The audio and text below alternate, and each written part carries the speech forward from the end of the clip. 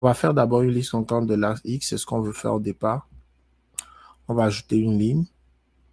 Donc, lorsque vous allez ajouter la ligne, la valeur qui va sortir, ce sera la valeur date parce que c'est la valeur donc de l'axe, le format de l'axe. OK. Donc, ligne X, la valeur, on va aller choisir donc une date. Donc, disons qu'on veut mettre, comme on a dit, on veut le mettre à septembre, 1er septembre. Donc, vous allez voir la ligne qui apparaît ici et vous pouvez changer donc la couleur de la ligne. OK. Vous pouvez changer la couleur de la ligne, mettre transparent, mettre le format tiret. Donc, moi, je vais mettre uni.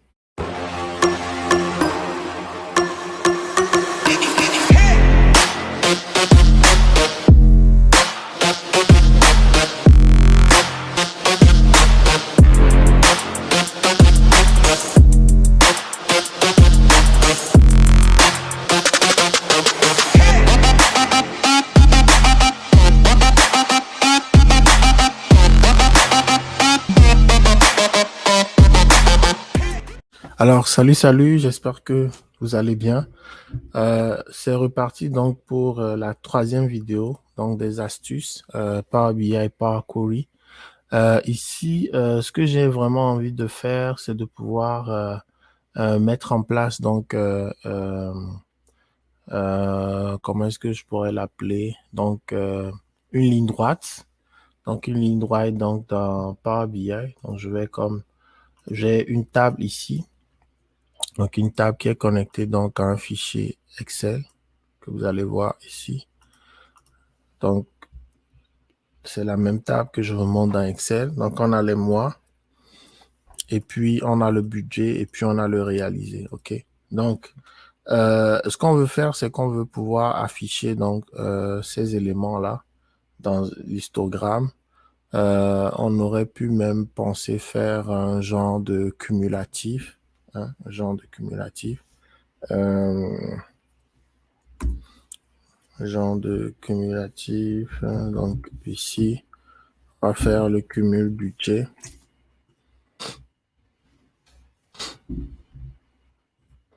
Et on va faire le cumul réalisé. Donc cumul budget et puis cumul réalisé. Okay. On va faire ça égale à ça. Ça égale à ça. On va faire ça égale à ça plus ça. Okay. Donc, hop. Magnifique. Donc on va faire copier, coller, paf, la formule. Donc ici, on compare un peu le BAM. Compare donc ici, je vais actualiser. Donc là, j'ai fait les changements dans le fichier Excel. Je vais ramener donc le cumulatif. Par IA, je vais faire juste cliquer sur la table, actualiser l'aperçu. Bam. Et là, j'ai l'information donc qui rentre pour, je vais changer le format. Donc, qui rentre donc pour oui, c'est un nombre entier. Remplacer. Parfait. Donc ici, on a le cumul budget, cumul ressources. Au fait, ce que j'ai remarqué, c'est que des fois, sur dans le cadre de projet, des fois, on veut mettre des lignes droites, une ligne droite sur euh, un graphe, l'histogramme ou bien une ligne droite sur un fichier de ligne. Et je vais vous expliquer ce que je veux dire. Et on se pose la question, comment est-ce qu'on peut faire cela? Comment est-ce qu'on peut faire cela? Donc là, le côté une valeur double. Donc, côté, OK. Ça, c'est parce qu'il a créé une relation et on ne veut pas créer des relations parce que j'ai des relations. Je ne veux pas de relations. Pas de relations. Pas de relations. Parce que les tables ne sont pas reliées au fait concrètement, là, donc c'est bon, parfait.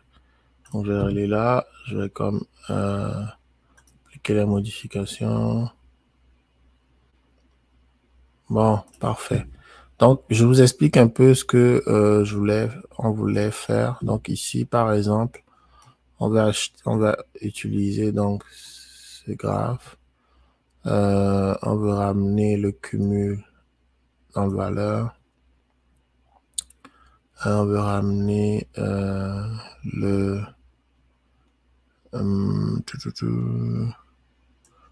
cumul réel ici. Ok, ils sont vraiment très proches. Ok.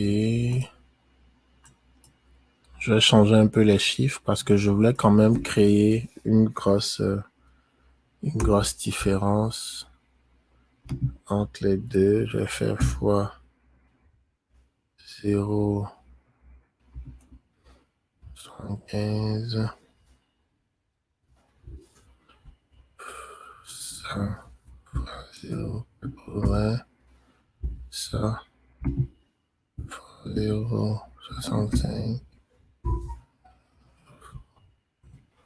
C'est juste, j'aurais dû le faire avant. Là. C'est juste en train de recréer donc la donnée pour que la différence entre le graphe soit un peu plus intéressante. Okay.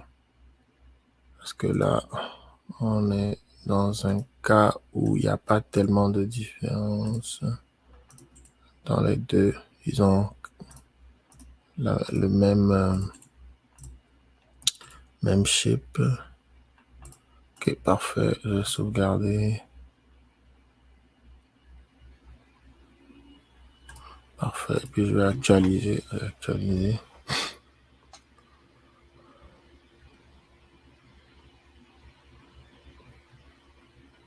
Voilà. C'est ce que je voulais. Je voulais comme avoir un peu l'écart entre le réalisé et puis le budgété. Ok.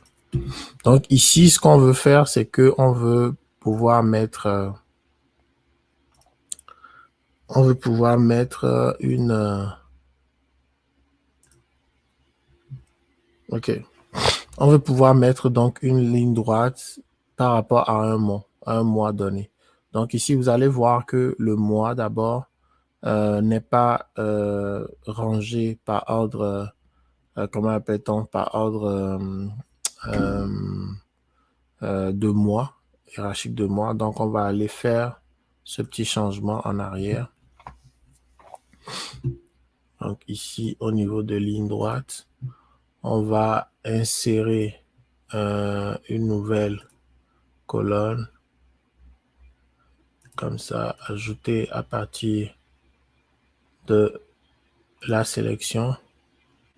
Ici, on va faire janvier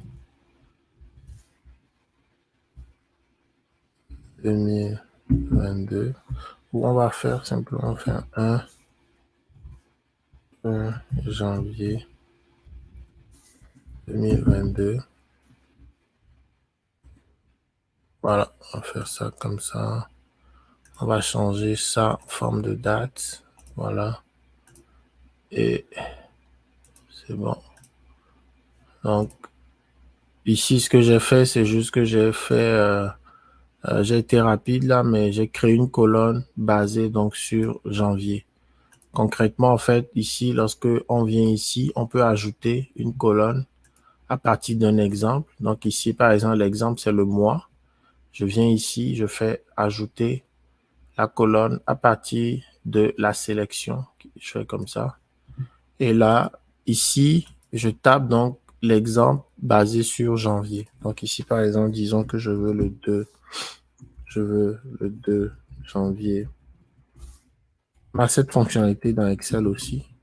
Le 2 janvier dans cette colonne, c'est le CTRL E.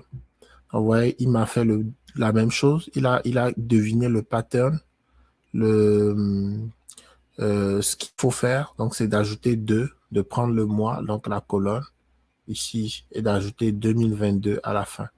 Donc, c'est ça, en fait, ce qu'il met en place ici. Si vous faites OK, il va répéter la même chose pour toutes les autres trucs. Et après, ce que j'ai fait, j'ai juste transformé la colonne en date. OK?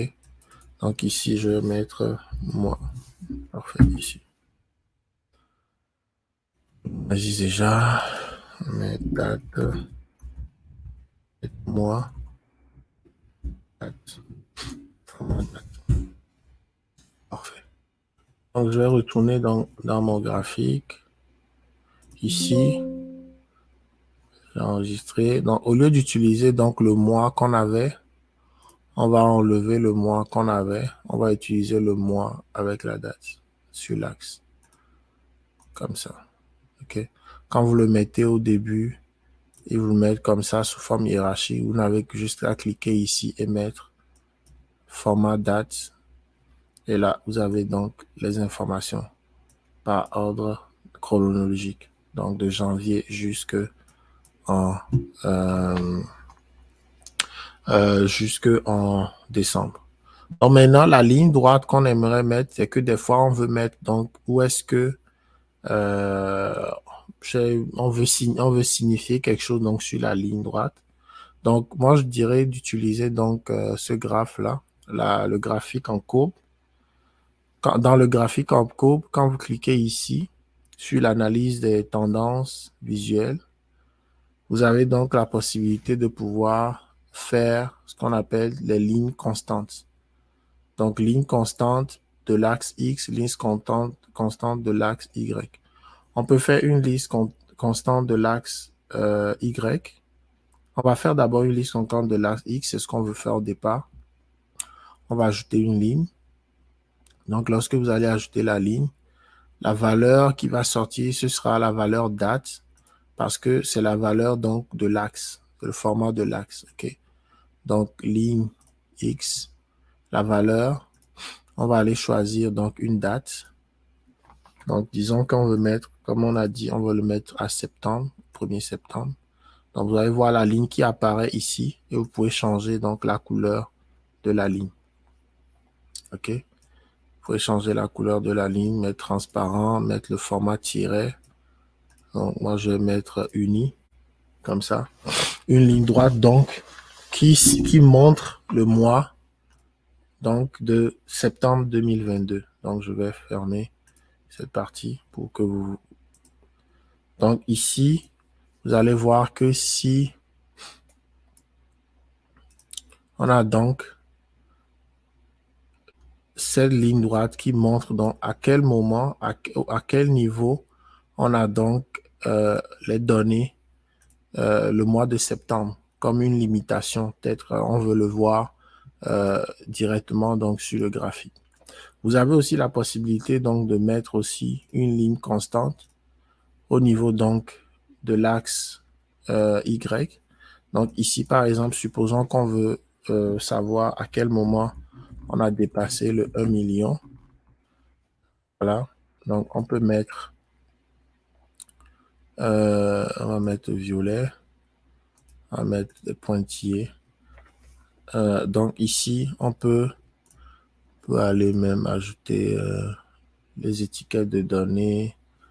Vous voyez ici, on peut mettre l'étiquette de données. C'est-à-dire mettre le 1 million pour que les gens sachent c'est quoi comme ligne. On va le mettre en violet pour qu'il ait le même format que l'autre. Donc ici, vous allez voir donc la possibilité donc d'ajouter donc ces deux lignes-là, la ligne qui permet donc la ligne droite, qui permet donc de pouvoir distinguer un mois et l'autre ligne droite, donc au niveau donc des options d'analyse supplémentaires. Vous pouvez aussi ajouter une courbe de tendance, mais on le verra dans une prochaine vidéo. Donc voilà un peu l'astuce que je voulais vous montrer dans Power BI pour cette troisième vidéo et que j'espère que ça vous a vraiment plu et que Dieu vous garde. Restez connectés. On va continuer pour cette série de vidéos Power BI astuces, Power BI, Power Query. Moi, au maximum, j'ai envie vraiment de partager avec vous. Donc, on se dit à la prochaine vidéo. Prenez soin de vous et que Dieu vous garde. Salut, bye.